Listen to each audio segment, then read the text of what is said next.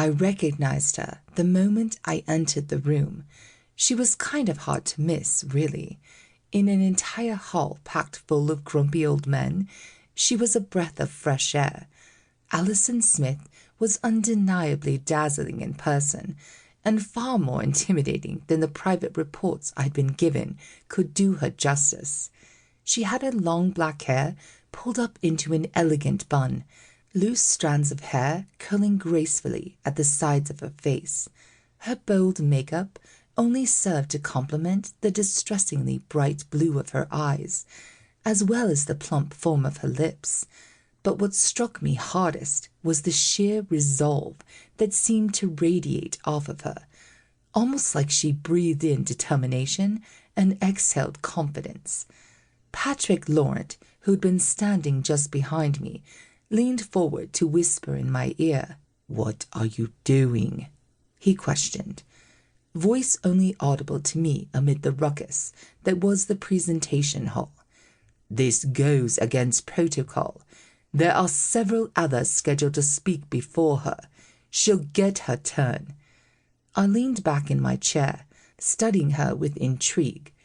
"Go on," I urged. A brilliant glint of excitement flashed across her eyes as she took a big breath, likely relieved that I'd given her permission to continue.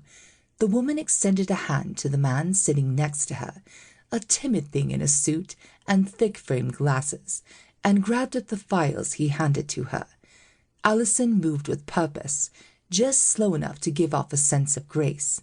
Once she plucked a single document out of the stack, she returned her attention to me. Patrick was right.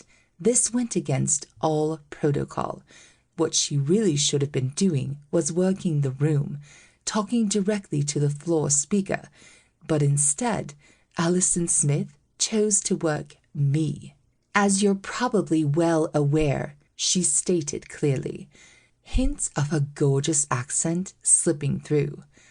"The region of Belwald has been suffering drought conditions for nearly 5 months. Rivers and water basins have completely dried up, leaving over 100,000 of your citizens without adequate drinking water. In addition, the agricultural sector in the area has experienced detrimental crop failure. The threat of famine has resulted in the migration of thousands toward the Senada border in search of refuge." I crossed one leg over the other, chewing on the inside of my cheek in deep thought. I'd been warned that Allison Smith was more than just a pretty face. It was obvious that she had a sharp mind and a quick tongue, 2 tools more powerful than most weapons. I pinched the bridge of my nose in frustration, doing my best to keep up. My father had effectively thrown me to the wolves by having me act as his substitute, and now I was facing off with the fiercest of the pack. "Let me guess," I grumbled. "You want to know what our response will be." "No," she said on the heel of my words. "I want to know why there hasn't been a response at all." I knew the answer, but I also knew I couldn't say anything.